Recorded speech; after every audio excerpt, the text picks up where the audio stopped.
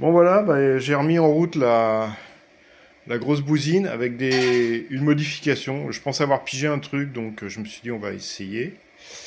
Donc voilà, donc c'est une machine qui est relativement lourde. Donc là ce que j'ai fait, c'est que j'ai fait un système multiplicateur de tension. Donc en fait l'alternateur, le moteur sort en triphasé. Et donc j'ai envoyé les phases triphasées sur trois transfos indépendants. Donc je suis rentré sur du 15 volts et je ressors sur du 110. Donc j'ai fait un montage à diode euh, avec économie de seuil. Au lieu de faire un pont de Gretz avec à chaque fois deux seuils de diode, donc une perte de 1 volt 2. J'ai fait plus ou moins une tension plus ou moins enfin du négatif et du positif avec un point central. Et donc j'ai qu'un seuil de diode à chaque fois, donc 0,6 volts, donc j'ai moins de pertes. Et en plus je suis en haute tension, c'est-à-dire que j'arrive, là j'ai fait une charge, je suis monté à 60 volts. Donc 0,6 de perte sur 60 volts, c'est beaucoup plus faible que d'avoir 0,6 de perte sous 6 volts, évidemment. Donc voilà, donc là pour l'instant j'ai pas fait de test en charge, j'ai fait juste une montée en tension pour voir un petit peu comment la mécanique se comportait.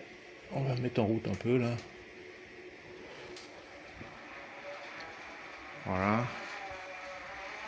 Donc ça bouge un peu de partout, mais bon, je pense que ce sera suffisant pour faire des tests préliminaires.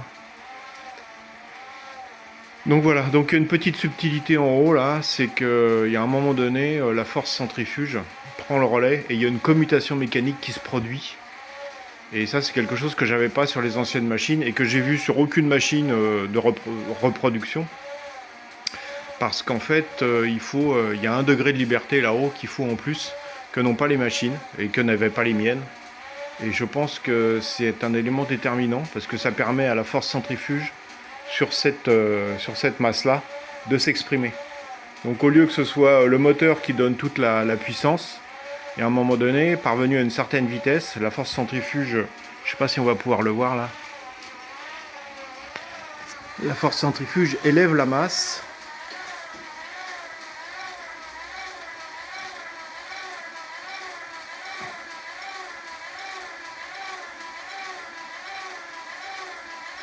Je suis pas assez vite.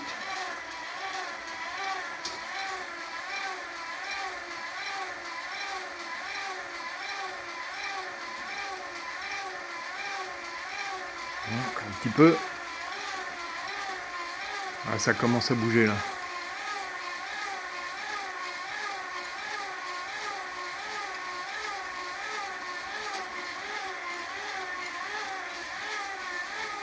Voilà, ça y est, ça commute. Là, on a commuté. Donc on s'est déphasé de 180 degrés entre la position angulaire de la masse et la position angulaire de ce qu'il tracte. Et la masse s'est redressée. Et c'est à ce moment-là que la force centrifuge fait son effet. Donc là, pour agiter tout ça, j'ai une consommation qui est assez faible. Voilà, j'ai 4 ampères, 3 volts, enfin 4 x 4, j'ai 16 watts. Quoi. Voilà, faut que j'arrête parce que la machine se balade. Elle part au milieu de la pièce et c'est pas le but recherché. Donc voilà, je vais faire des tests avec tout ça et puis on va voir un peu ce qui se passe.